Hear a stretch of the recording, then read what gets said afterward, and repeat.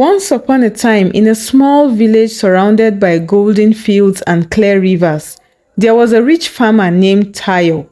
Tayo was known all around for his wealth, his fine farm, and his strong cows. He had fields that stretched far beyond what the eyes could see, and every harvest brought him riches. But Tayo had one problem. He was lonely. Tayo decided it was time to find a wife. He wanted someone he could talk to, laugh with, and share his life with.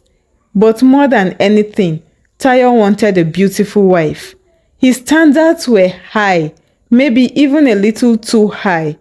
One by one, the women in his village tried to impress him. They braided their hair, wore their best dresses, and smiled shyly whenever he looked their way. But none of them were beautiful enough for Tayo. He would look them over and say, "Not beautiful enough, not perfect enough." Months passed and soon Tayo became the talk of the village. Everyone wondered, will he ever find a woman to marry? Finally, Tayo decided to travel to other villages in search for a perfect woman.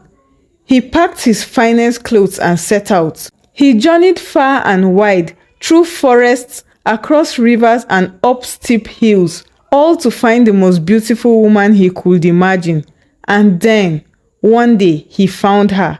Her name was Aduni. She was stunning. Her skin was smooth like polished wood. Her eyes sparkled like stars, and her laughter was soft like a song. When Tayo saw her, he was speechless. She was everything he had ever wanted. They talked, laughed, and Tayo quickly fell in love. Without wasting time, he asked her to marry him, and she agreed. When Tayo brought Aduni back to the village, everyone was in awe. The villagers gathered to see her as they walked hand in hand down the dusty road. "She's so beautiful," they whispered. "Tayo has found the most beautiful woman in the land." The villagers envied him and admired Aduni, convinced that she was a blessing from the gods. But as night fell, something strange happened. As they prepared to sleep, Tayo noticed Aduni acting different. Her eyes glowed in the moonlight, and her skin seemed to shimmer. Then, before his very eyes, her body began to twist and turn, and her beautiful form transformed. Her legs melted together, her arms shrank, and her smooth skin turned to hard, scaly green.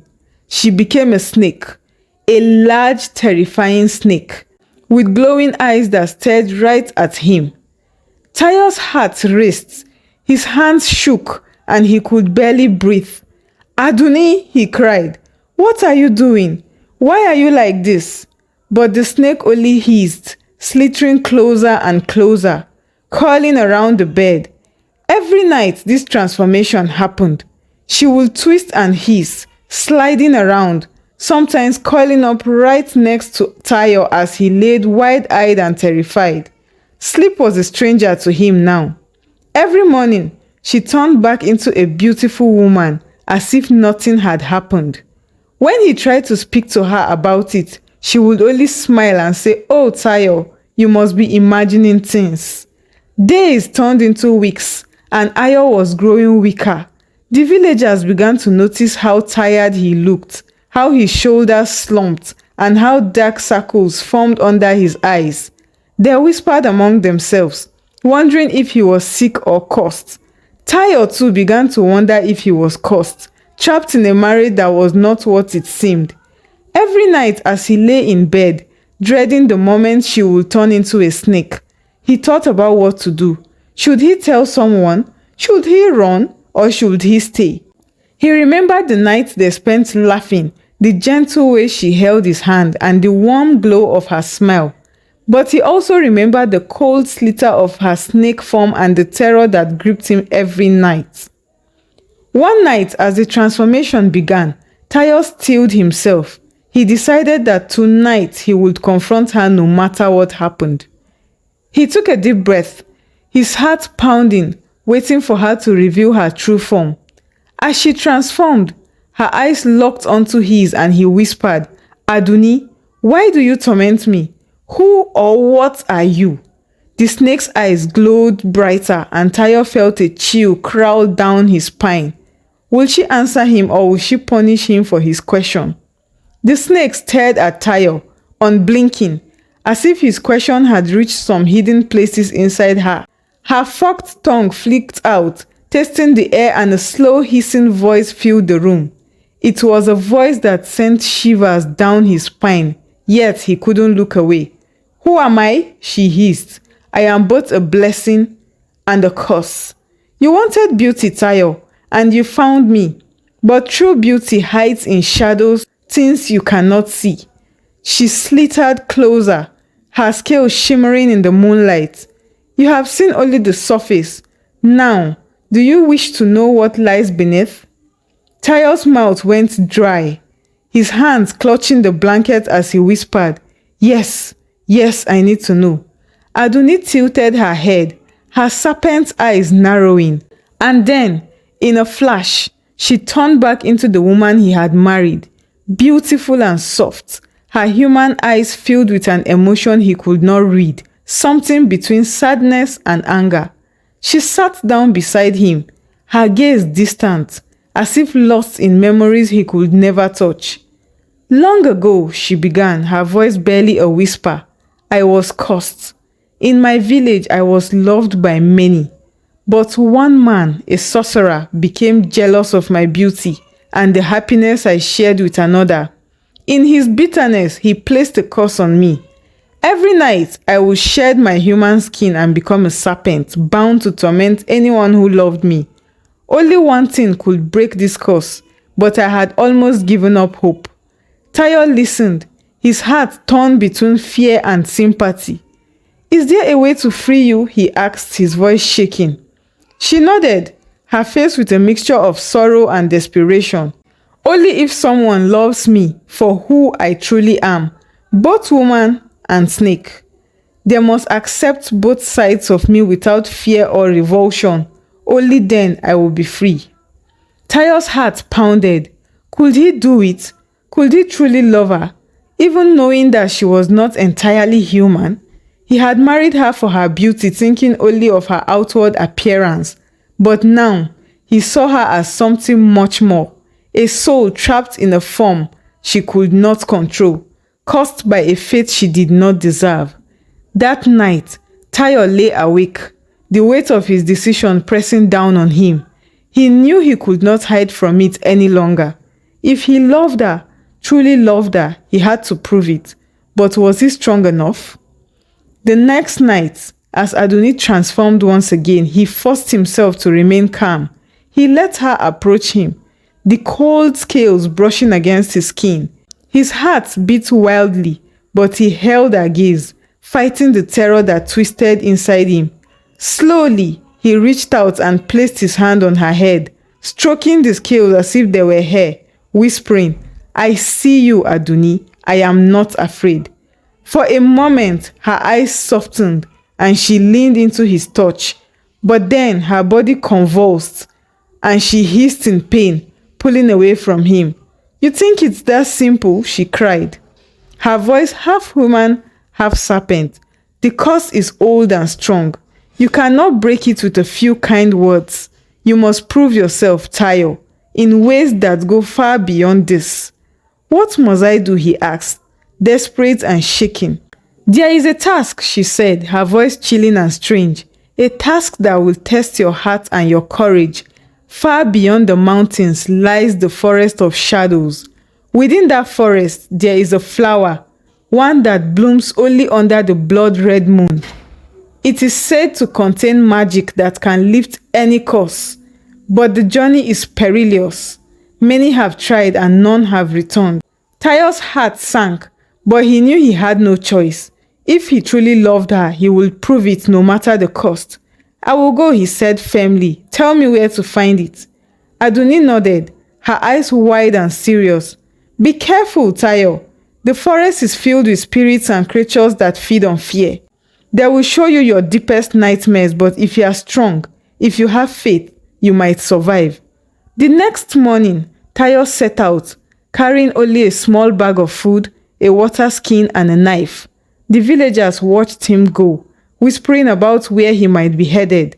Some said he was mad, caused by the strange woman he had brought into their village.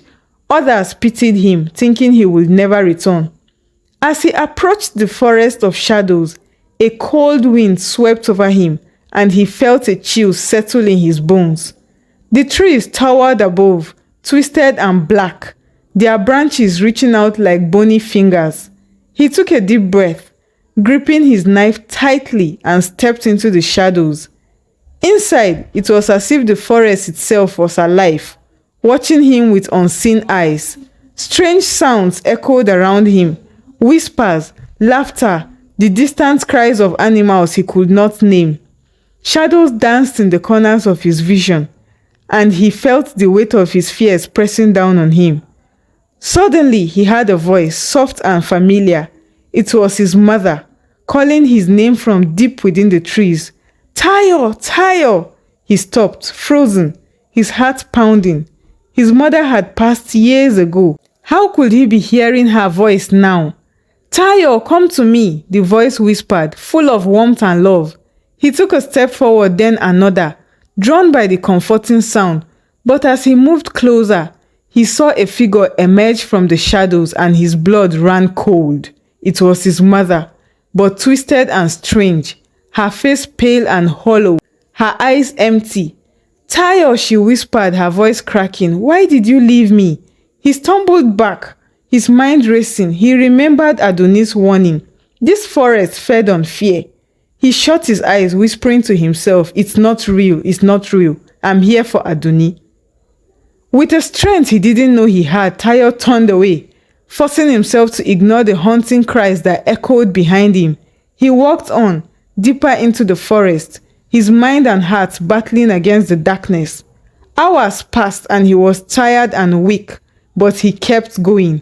At last he came to a clearing where the moon, a dark shade of red, hung low in the sky. In the center of the clearing, a single flower bloomed, a strange, beautiful flowers with petals that glowed in the moonlight. Tayo reached out, his hands trembling as he picked the flower. As he held it close, he felt a warmth spread through his body, a sense of peace he hadn't felt since he had first met Aduni. But as he turned to leave, a voice echoed through the clearing, cold and menacing. "So you think you can take away what is mine?" Tayo froze, his heart hammering in his chest as he turned, coming face to face with a figure cloaked in shadows. The sorcerer, the one who had cursed Aduni. "Do you really believe you can lift the curse so easily, farmer?" The sorcerer sneered. "You may have found the flower, but you will not leave this forest alive." Tayo stood firm, clutching the flower, his heart pounding but his gaze steady. He knew he couldn't turn back now. "I will do whatever it takes," he replied, his voice stronger than he felt. The sorcerer's eyes narrowed, and with a wave of his hand, shadows swirled around Tayo, pressing in with whispers of doubt and fear. But Tayo closed his eyes and focused on the image of Aduni, her laughter, her warmth, the love they had begun to share despite everything. "I love her," he whispered, "and nothing you do can change that." His words rang out, filling the clearing with a power that broke through the shadows, dispersing them into nothingness. As dawn broke, the sorcerer vanished with a furious scream, leaving Tayo alone in the forest, exhausted but victorious. He returned to the village and found Aduni waiting, her eyes filled with hope and fear. Holding the flower, he pressed it into her hands. At once, her snake form melted away, and her true self was freed. The curse lifted. From that day on, they lived together in love, the villagers whispering about the brave farmer who had faced his fears and saved his wife. Tayo finally understood the beauty that lay beyond appearance, the courage, kindness, and devotion that made life truly worth living.